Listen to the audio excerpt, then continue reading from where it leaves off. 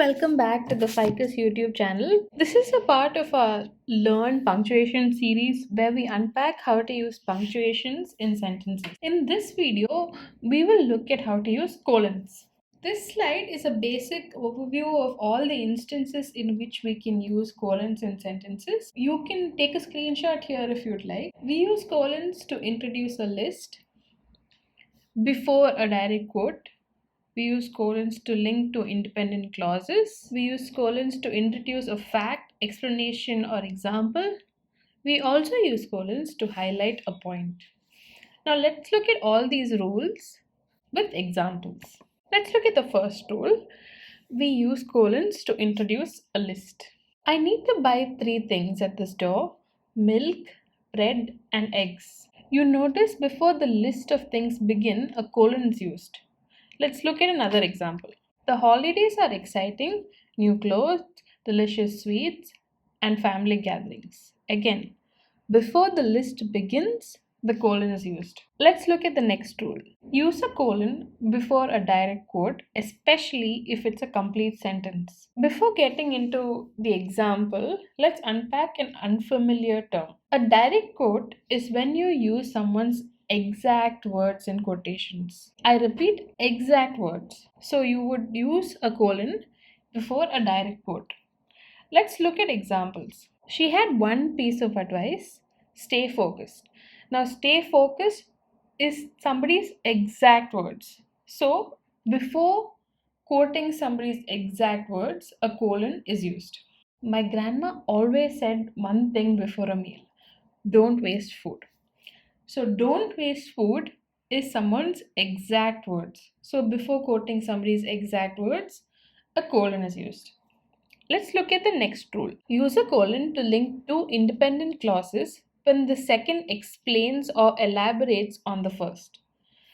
Before getting into the examples, let me unpack some unfamiliar terms. We went through what an independent clause is in the previous video, but just for clarity, an independent clause is a group of words that has its own meaning and can stand by itself.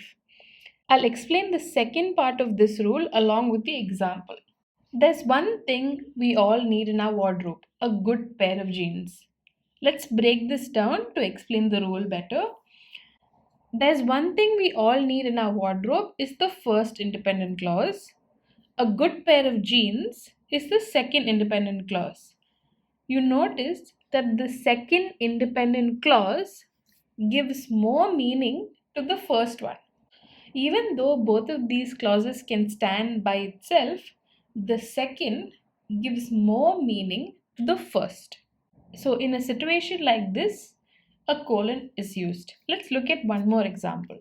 In Chennai, we face a common challenge: traffic jams during rush hours. In Chennai, we face a common challenge is the first independent clause.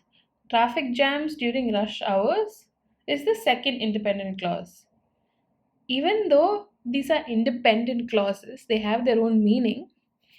The second independent clause explains or elaborates the first independent clause. And in a case like this, a colon is used to separate the first and second independent clauses. I hope it's clear. Let's look at the next rule. Use a colon to introduce a fact, explanation, or example. A very interesting thing about jellyfish is this: some species are immortal. A very interesting thing about jellyfish is the introduction. You notice that there is no new information provided here, and the actual fact comes later on in the sentence: some species are immortal. So, to separate the introduction from the actual fact, a colon is used. I hope it's clear. Let's look at another example. Living in Coimbatore has its perks: a pleasant climate, friendly neighbors, and a strong sense of community. Please take a moment to write down in the comments the introductory statement and the explanation. If you've guessed, living in Coimbatore has its perks as the introductory statement, you are right. And the explanation is a pleasant climate, friendly neighbors, and a strong sense of community. So, you understand to separate the introductory statement from the explanation, a colon is used.